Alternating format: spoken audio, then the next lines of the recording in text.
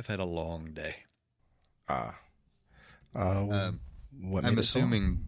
assuming the acronym that I dropped means nothing to you. Yeah, I was going Uh, to ask about it. the routine colonoscopy club. Uh, the whole after Oh. you're 45, you get 45. yeah. So that was this morning, and so the lack of sleep from yesterday. No, I totally understand. I've had two. I joined that club at age 30. Yeah, I figured with the stomach issues, you've had at least a couple, if not more. Mm-hmm, mm-hmm. I And guess I don't. I need to find out if I go for 40. If I had one at 40, I need to find out if I go for 45 or not. Because it used to be 50.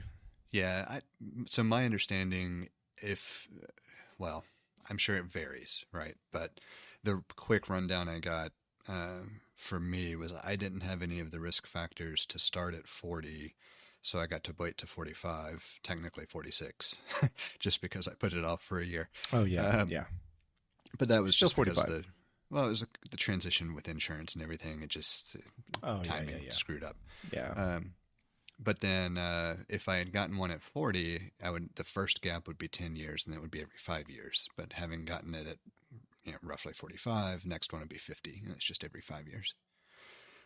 So I think it's like prior to 45 or so, they estimate 10-year gaps for routine screening, unless there's some other reason.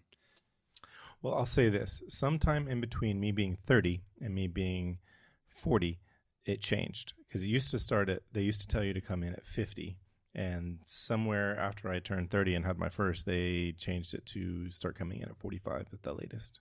Yeah, I assume that's just advances in like the research and understanding of warning Yeah, signs. yeah. I it's funny. I think the last time I had mine done, I told them I can't remember. They asked me if I needed it. I remember then one of the nurses asked me if I needed anything, and I looked at her and I was like, "What did you have in mind?" And I've asked that question often. I actually stole that from a movie with James Stewart. The movie is Harvey. I don't know if you've seen it. It's pretty good. It doesn't ring a bell, so I'll have to look it up. He is in the movie. He's friends with a. So it was. You can tell that it was a stage production that was converted to cinema, and he would talk to the whole premise was he was this guy that had he was friends with an 8 foot tall rabbit, invisible rabbit, and he was the only one, he would talk to it in front of people, but he was the only one that heard it. And he in the movie he often says people would ask him, "Hey, can I help you with this? Can I get something? Is there anything I can get for you?" And he would respond with, "Well, what did you have in mind?" And I always thought that was amusing because it was just like, huh. Sometimes people say that to be polite and to turn it back around on them is a little bit throws them off a bit. But that was, I did that a lot in my phase where I like to provoke others into disbelief.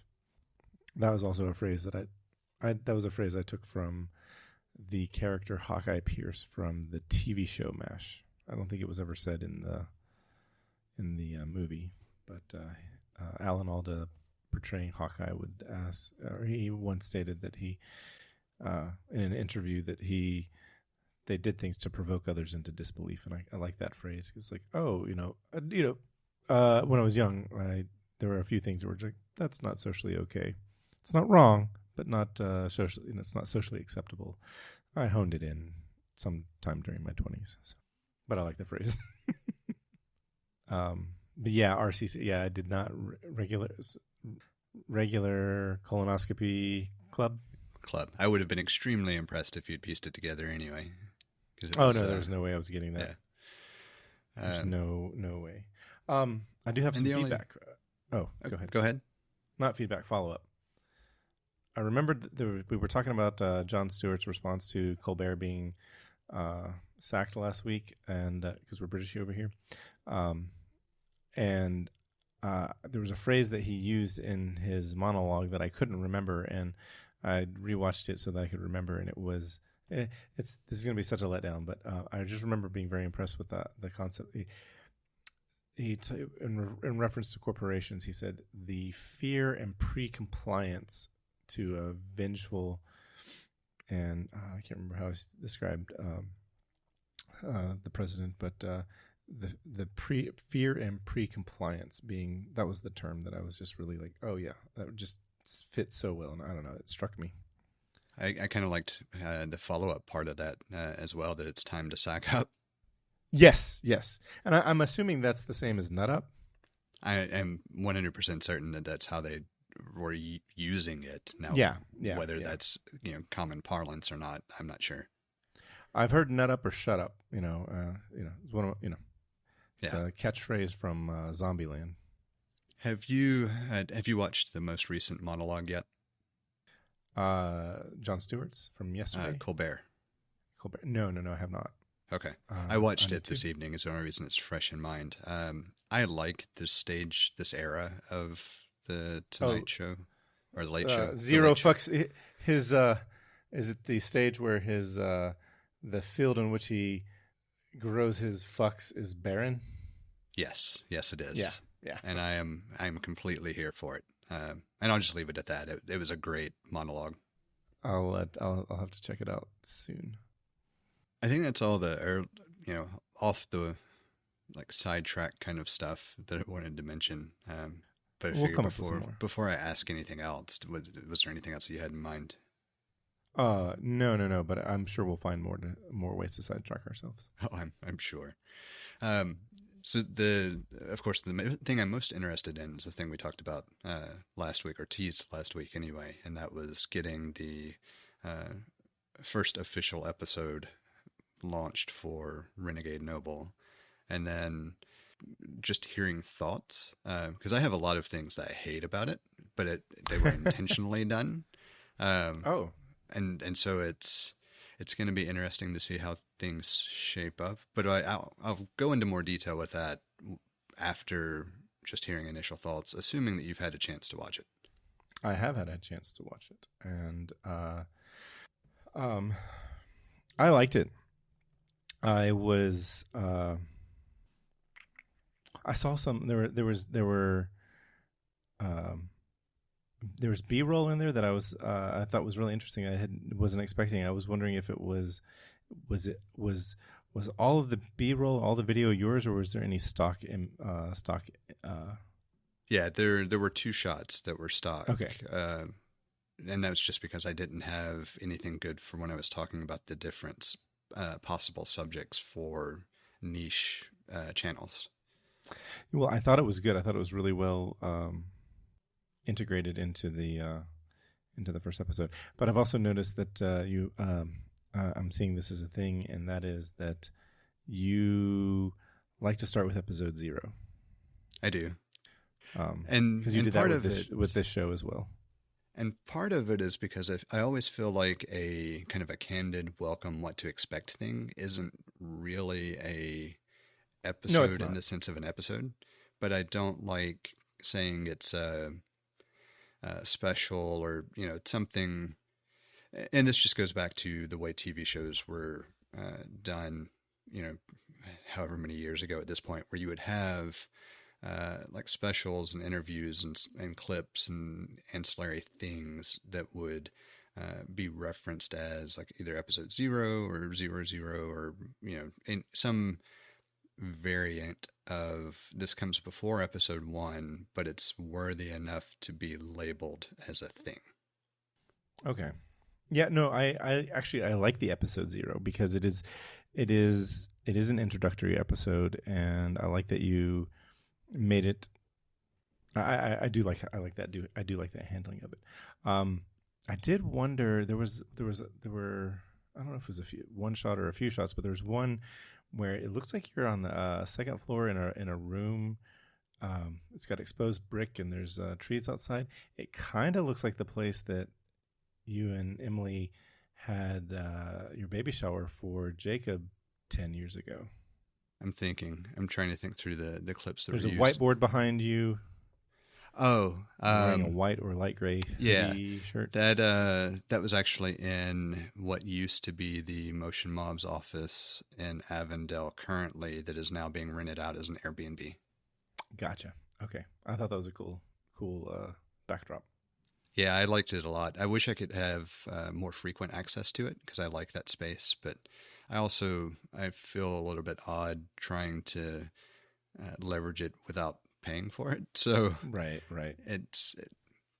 I've used it a couple of times, and I've tried not to overuse it. I'll put it that way. I gotcha. It's cool. It's a cool spot. Was that where you had the Jacob? No, it's not. No, okay. Well, I don't think we've ever used it for anything for us. I was trying to think of what you would be thinking of with with Jacob, because the only thing I can think of that we've ever done was in home, and so the only exposed brick would be that open view fireplace that was at Clubview. No, this was definitely in Birmingham, like downtown. Was it just a random photo that we did? No. It's where you had the baby shower for him when Emily was pregnant with Jacob. I don't remember being present for a baby shower. It was in the evening. It was in 2015.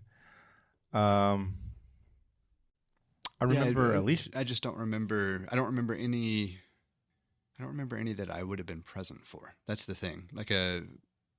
I remember she had a baby shower here and a baby shower in Kentucky because of family up that way. But I don't remember being invited to the one here. Maybe it wasn't a baby shower. I just remember, I know Alicia from the Apple store was there.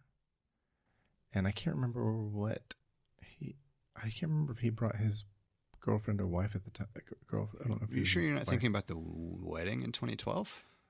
Because that would have had exposed brick. It wasn't the wedding. Okay.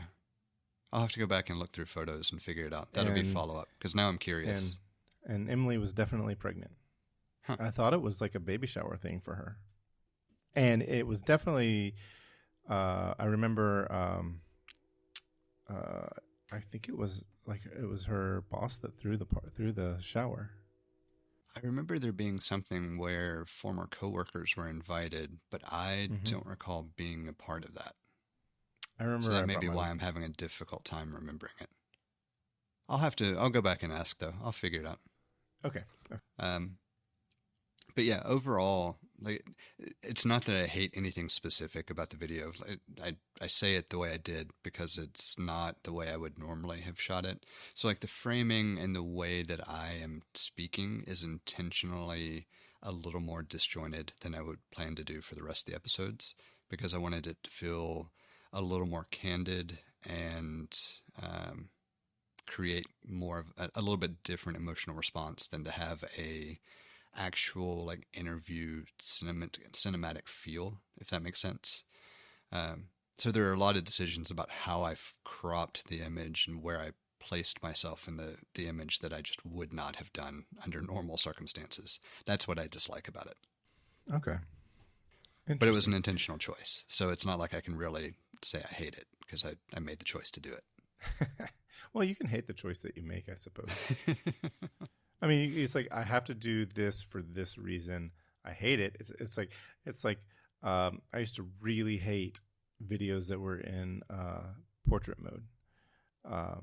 It just really drove me crazy. But now it's a thing that I've made an intentional choice to do because I know how it's going to be consumed. And then if if I ever put this on a television, it's going to look terrible. My big thing with that is just that make sure you're shooting it for your intended audience. And if you don't know your audience, you better have a proper version available. Yeah. Because I don't mind. Yeah. Yes. To me, landscape will always be proper. I don't have a problem with vertical video if your only intention is to share it on social media. I agree. There's so much, the video that's on, various social media platforms like TikTok and Instagram and so forth. It's it is, you should shoot that in portrait, but it's, because that's how it's going to be consumed. But if you want it anywhere else, landscape is important too. Which really just goes back to why I intentionally wanted the cameras that I chose, is because I could shoot in that format to be able to crop both ways without a problem. The other thing that I've wanted to fall back to or ask, because I made the comment in the episode where I feel like I focused on the right thing, and that would make sense if you watched it or when you watched it. Did you catch what I meant there? Say that again. That in the end, I think I focused on the right thing. No, I didn't catch this. So when we teased it in the last episode, I mentioned that was my teaser, was that, I talked about focusing in on certain subjects, but I felt like I focused on the right thing. And it's, instead of it being like a journey on, health and fitness or, socio-political commentary or whatever, it's very specifically me as the center point. And I think that makes a lot more sense. I did catch that. I don't know. I figured the way I was asking the question just didn't quite make sense, more so than anything. Or you were thinking about a technical focus question. I was going to say I wasn't in the frame of mind to be able to articulate that, but yes, I did. I did catch. I also got to say, there's a shot in there around right after 5 minutes, and it's I thought about this. I thought about this shot for a long time, and I had to go back to it and look at it, and just to because I know that you're not upside down. Like, you can tell that you're not. Gravity is not pulling from the top of your head. You can tell that the gravity is not affecting you from the top of your head. You can tell that it's affecting you from your whole back. But just the angle of it. It's such an interesting angle, and I think the activity that you're doing, it looks like you're doing pull-ups, sort of like reverse push-ups, because I have to imagine that your body is a lever and the pivot is at the heels of your feet. Yes, it's a precursor to building up strength to do pull-ups again. And so essentially what I'm doing is just an incline pull-up, I guess I don't know what the actual title for the exercise would be, but my knees are bent, my feet are actually on the ground to give the most leverage, so my body is parallel with the pull-up or the bars I'm using, the handles I'm using. I think that if you could be in the room and it would probably look like a reverse push-up. Because you're doing a pull-up motion with the bars that are on a stand that are resting on the floor, and your back is, if you'd be lying flat on the ground if you weren't pulling up, and so I gotta imagine it looks like a reverse push-up. Yeah, essentially, because what I'm doing is I'm pulling up with some speed, but then kind of slowly lowering. Slowly letting, yeah. The theory behind it would be the theory behind like reverse pull-ups, where you kind of jump up to the top and then slowly lower, as another method for building up that strength to be able to do an actual pull-up. Yep. I think you talk to anybody who does any sort of weight resistance, whether it be with free weights, machines, or isometrics, and that is slow, steady control. That is what builds muscle fastest. Yes. So. We got onto the side topic of exercise, and I wanted to talk about the shot actually, because you kind of remind me, so I described what I thought you would actually look like if you zoomed out, but in my imagination, you could zoom out and look like Val Kilmer in Batman Forever when he's hanging upside down. It could be that too, just the way that the shot is such that you can't quite, and I don't think it lasts long enough where I had to go back and pause it and look at it, because when I saw it, I was like, I know what I'm looking at is not what is actually happening, but I don't think it was there long enough for me to sit there and sort it out in real time. And so I really quite like that shot. Thank you. That one was kind of fun to figure out how to do. I ended up using, I'll give some of the tricks as I go, just because it's fun. But I found magnetic mounts where I could put a tripod head on. That's cool. That, and then use it. Or in that case, I have a separate mobile tripod thing. I don't remember who made it, but it's magnetized at both ends.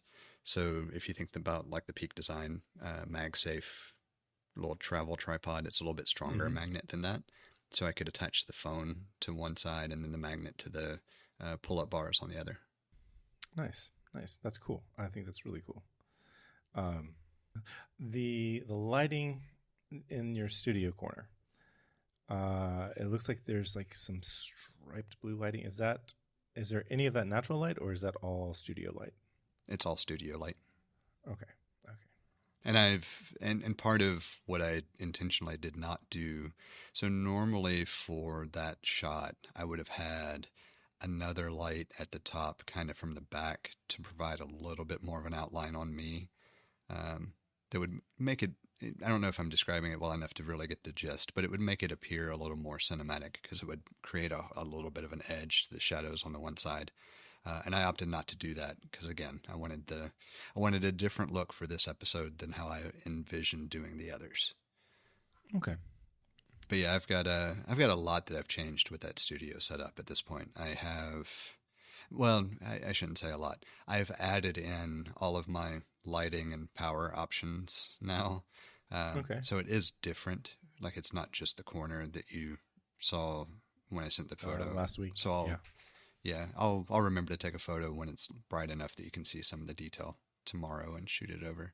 But essentially, I have it's like a privacy divider that you would normally have outside, cedar slat style wood, where I clamped C-clamp arms to a couple of different places that have the screw heads for lights and everything, or a camera if I wanted to do a camera there. And so I'm leveraging those clamps to use small little studio lights because it's a small space. That way I don't have to use my larger lights and keep them set up. And, so the only large light I have is my large fill light. Okay. So it's just a nice way to keep it still compact and have the lighting arrangements and options that I would like to have.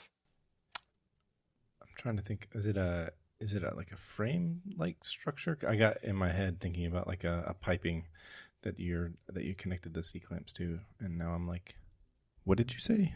It's if you think about privacy panels that you would see at hotels that are wood, like the dividers that you would see sometimes between seating areas, that's just slats of wood across. Yes. Okay. That's what it is. Oh, that's cool. I think that's probably nicer than what. Yeah, well, it gives me some options where if I put a light on the other side, I can play with some shadows through it as well if I want to. It's multi-purpose, but the primary reason I wanted to set that up is because it gives an actual edge to that studio space on the side toward the door as you come in, so it doesn't feel like you just walk straight into it. Gotcha. I also noticed in some of your shots, your interview shots, you had a nice little soft bokeh going on for the background. Yeah, I don't remember which one was which. I'd have to go back and look. I think it's a few, not all of them, but a few of them. So I enjoyed it. Oh, thank you. I need to get to work on putting together the actual planned outline for the first episode. I have a bunch of things notated and all, but I need to flesh it out before it's last minute so that I can plan some B-roll accordingly. Yeah. Trying to think if I had any other questions. I'm not sure. I didn't figure there'd be a lot there, but it felt good to finally get it out. There were a few shots that, like, I thought about taking the time to really script it and read it from a teleprompter, and then it still didn't fit the feel and theme of what I was going for. Like the welcome episode to me should be conversational. I don't want to make it too formal off the bat because I don't want to set the tone for it's always going to be this, because I want the option to be able to add in, I'm going to do a half episode where it's just me talking into a camera for a few minutes because I have something I want to say. Right. Yeah. I definitely got that from the episode. It's like, you're like, I'm not committing to laser. I was trying to think of a different term for it, but one is like laser focused channel. So it will be I don't necessarily think it will be eclectic, but it's not laser focused. Would you say that's accurate? Yeah, I'd say it's definitely accurate. And part of it's because if it's laser focused, I'm just going to lose interest. There's only so much I can talk about the same thing all the time. Right. Not without, sponsorships and money Fair. that's not mine being spent on other pieces. That'll help you laser focus on certain things pretty quickly. Yes, it will. Especially if it's something that you like. But there's always the fear of, if you go turn the thing that you like into a job, there's always the fear of, like, will I eventually start hating the thing that I like because I turned it into a job? Sometimes yes, sometimes no. Yeah. My biggest concern with it is always just that I know I'd like to occasionally interject something different, because it might be 90% same subject. But then if I do that, I don't have the flexibility to say, you know what, this week or this month, we're going to talk about this because it's something I want to talk about and it's been on my mind. So keeping it non-committal to that, 100% mark gives me the flexibility to be a bit more creative with it. Like while I would appreciate it, it would feel weird if I was watching the Four Eyes Furniture channel on YouTube and he had an episode where he talks about retro computing and none of it included building a desk for retro computing. Right. While I like both of those subjects, and I watch channels that are focused on both of those subjects, it would be weird to see that crossover. Yeah. And I think, anybody that knows me knows that I have enough varied interests that it's difficult to stay on one consistently without at some point talking about one of the others. Right. You'd have to have multiple channels. Yeah. And I certainly don't want that overhead, not for just me. Right. And I was thinking when I said, fearing turning something that you love into work and it turning into something that you don't love anymore. As I was saying that, I think that I don't think it's the turning something that you love into work is the problem. I think the problem happens when the thing that and I think if you look and see where people do the thing that they love and as a job, it's only when they corporatize it that it becomes a thing that they hate. So it's not really the work that's a problem. It's the corporations that are a problem. Yeah, it's once you get somebody that you answer to, whatever that looks like. Well, I'm not even sure if it's something that you answer to, because at some point, even like if you have a large following, like a large subscriber base, to some degree, you're going to have to manage that. I don't think it's the answering to somebody. It's I guess it's a subheading under the answering to somebody. And that's when you're having to answer to somebody who is trying to fundamentally change what you set out to do for profit. Yeah, I would agree with that, making that more specific. Yeah. Because at some point, you do answer to whatever audience you attract, regardless of whether it's something that you're doing for yourself or for said audience. Yeah, doesn't mean you really have to modify or change a lot depending on what your needs are. But when you have someone who's controlling the purse strings, that definitely adds a different element. I think you could even take it further and be like, it's not even the purse strings at some point. I mean that's a huge. Sorry, I don't mean to diminish that, but sometimes it's like, or I guess maybe even worse than controlling the purse strings is, contractual obligations. Yeah, it's like, because it's like, if it's just the purse strings, it's like, well, fuck your money. I'll keep doing what I want to do, and I don't need your money anymore. I'm going to do what I want to do. But and you can. But if there's like contractual obligations, then it's like, oh, you can't do the thing that you want to do without our permission, and that's really, that's where it can become really toxic. Yeah, very much so. And I don't intend to ever get to a point where somebody else can control my content in that way. It's interesting. I think I guess something that kind of I find interesting is it reminds me of Rene Ritchie, because he was at iMore, and it seemed like he got to do the content that he wanted to do at iMore. I don't know how much how much he had to polish for the corporation, for whatever entity iMore was under. And then, he went on his own, had his own YouTube channel, which was relatively short-lived because he ended up going to work for YouTube or Alphabet or, YouTube, I guess, is a subsidiary of Alphabet or Google or whatever. I'm not even sure what their structure is like. I don't care. But he'd still post. It's just way less because he's doing his day job. But he seems to post on sort of the things that seem to be big issues to him. I know there's no follow-up for that. Yeah, I was just trying to think of anything in general that I would follow, just conversationally, not even specific about Renee. Yeah, I started listening to his podcast more than a dozen years ago, or podcasts that he was on, co-hosted, and I have always found his, he was such a good interviewer because you'd hardly ever hear him talk. He would and he did a good job of keeping his guests on whatever topic they wanted to cover. And, whenever he did speak, though, it was like a gem. Like, it was like, that is the perfect thing to say in this moment. And it was every episode, all through the episode, he would just say the perfect thing. And I don't know how many people noticed what an incredible interviewer he was, but he was a truly incredible interviewer. I do miss his more frequent interactions. Yeah. But then again, I've been so bad about listening to stuff over the past few months. It's just almost all of it has fallen off at this point because I've been so engrossed with creating other stuff. Well, I was just going to say, it's when you start to work for yourself, that's a significant portion of your waking hours. Yeah. So, yeah, I get that. It's as much as you would like, it's not a thing.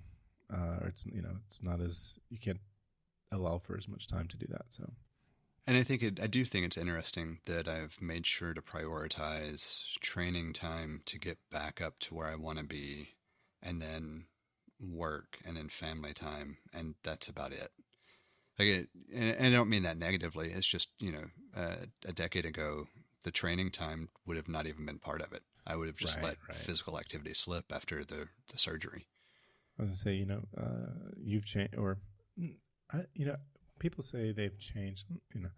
I can only speak. Well, I don't know if I can speak for myself pretty confidently. But I was like, I feel like I haven't changed much as a person, like the core of who I am. Certainly, worldviews, positions on things, they have changed significantly over my adult life. And then I think what does change a lot is what you decide to prioritize. And I think I'm wondering, and I don't know how much there is to explore on this, but it made me think, do we say, oh, I've changed a lot as a person because I simply prioritize things differently? I think there's a lot to explore here, actually. Yeah. Because this is why I struggled so much with what I wanted to do with the channel, which makes it a great question to follow up on. Because, pat on my back. Well, yeah, no, I think it's a great tie-in. Because for me, at my core, I have the same general principles I've had for a long time. Those were formalized and cemented very early on for various reasons. So I would say by no later than mid-20s, I had very, very consistent values and principles that were a part of who I am. And that is the same today. What's changed, there are two different things that have changed. One, priorities have definitely shifted. I think that's easy to point to, especially with even my last comment. But my willingness to speak up has grown as I've gotten older. And I don't mean that in a positive or negative way. I just think that as we experience more of the world and understand interactions, we naturally become either more or less vocal about the things that are important to us. Right. And I think that influences a lot of how other people view us, because if you become more vocal about things, depending on those things, then you can be viewed as an entirely different person. And same if you become less vocal about certain things. And if you just change what things you're vocal on because of shifting priorities, then it also can seem like you grow or change or are no longer the same person.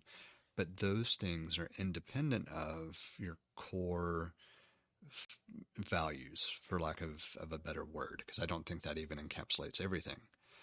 And so your core values and principles define who you are and help shape your priorities as you're exposed to additional stimuli. Whether that's positive or negative depends on your environment and other factors, race, gender. You can name Yeah. anything there as something that could have an impact, and that's very much why I struggled a lot with, well, these are the things that are important to me that I keep coming back to, but I don't want to focus on just one because it feels like I'm neglecting something else I should be also including. Did I say it all too well? There's not I a. think yeah. Sorry. No, no, And I no, that's thought a okay. lot about it when I was thinking about the channel. So I No, have. yeah, no, that's perfect. And the biggest thing, honestly, if you went back to before I really had that kind of turning point about just be a better fucking person, um, Yeah, that's when it turned. That's when I became more vocal or felt a need to be more vocal about just what it means to do better. Not mm, even better on massive scales, just better as an individual yeah, in yeah. your day to day. And to me, that's just too important not to include in the channel, even if I focus more on other aspects. Right, right. It's I'll say that the last 10 years at this point have been really interesting, and not necessarily in a good way. And the bar has changed certainly, and for a lot of things, or maybe two major things. It's like what I've decided. I think that, or like what I understand, being a decent human being requires,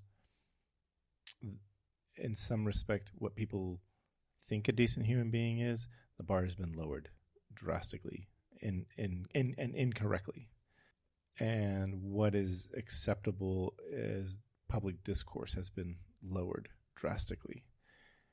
And in return, it's like certain responsibilities, especially um, certain responsibilities. I was like, I feel like I was meeting or exceeding the bar, and I no longer feel that way. I feel like the bar was actually higher than it is, and than I thought it was, and so I'm trying to meet that bar now. It's an interesting thought. I have a semantic argument, of course, and I have a nitpicky I love a argument. good semantic I love a good Well, semantic argument. the it all stems from the bar for a decent human being. I don't think has been touched. I think we've just changed what's acceptable. I think that, yeah, I view yeah, those as different things. yes.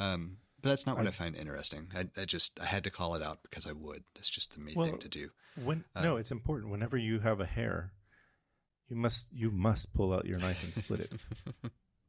I do. yeah. Um, the thing that I find interesting though was that last part about feeling like maybe the bar was higher than you thought. Because I can think of some possible examples, but and entirely up to you whether you want to actually go into it or not. But as you were saying it, what I was thinking of for me was that I don't I don't know of any place where I think the bar is higher than I thought it was. I think it's more I fell more short of the bar than I thought I did. Yeah, I think that's a much better way of saying what I was thinking. That's what made me curious because Yeah, for me over time I've learned more about behaviors that I thought were innocuous or just standard behavior and how that actually translates to other groups and other regions more so. Just being an easy example to point to. I mean, we're in the Southeast. Yeah. And so there are stereotypes for a reason. And there are a lot of behaviors that I really did not think of as hostile towards certain groups of people that actually are. And that's just trying to phrase it in a nicer way than just saying racist every time something is hostile. Because I don't necessarily think those are synonymous with some of the things I'm thinking of, even though generally speaking, that's what you're going to find. All racism is hostile, but not all hostility is racism. Right. And so I'm just trying to be careful to make sure I encompass all of those more than just nuances. Racism. Yeah. Right.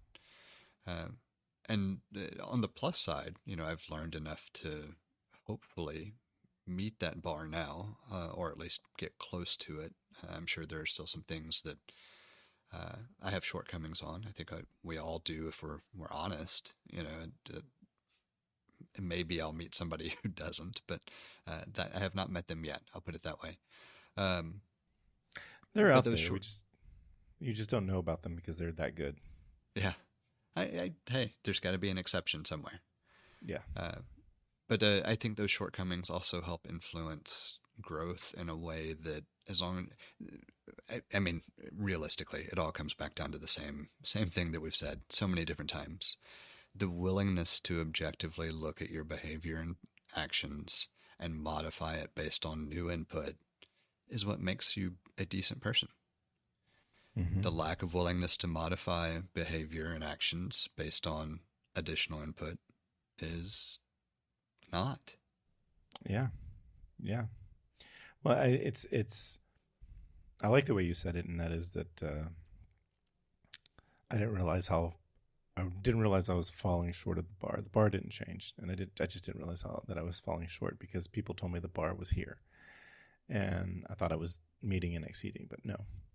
And I think that's a normal dynamic in life. I don't think there's a way around it because you can't know everything. And I think that there's ways of being more open to that possibility. I think there's more ways of recognizing that sooner. And I think every successive generation is probably going to recognize that sooner and be open to that.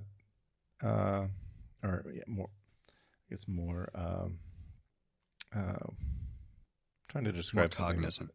Yes, more. Thank you. That's a good way of saying it. So, which are all good. Are all good things. So, but I think all of those things are informed by previous generations' experiences. It's the classic standing on the shoulders of geniuses. There's nothing wrong with standing on the shoulders of geniuses if you understand that you're standing on the shoulders of geniuses, and don't confuse their hard work for your own. We have a number of different ways set up for you to get in touch with us to provide feedback, ask questions, or just comment in about something we've discussed. You can hit us up on Twitter or Instagram at untitled_hosts, or shoot an email over to untitled.hosts@gmail.com. Or get in touch directly with Jesse at jthart.com, or get in touch with me, John, via telepathy. If you would like to support our work or are interested in listening to our new after show feed, head over to patreon.com/theUntitledPodcast and take a look at the options we have set up. Thank you for listening. We hope you've enjoyed the show. And we hope to connect with more of you as we continue this journey. That's a wrap.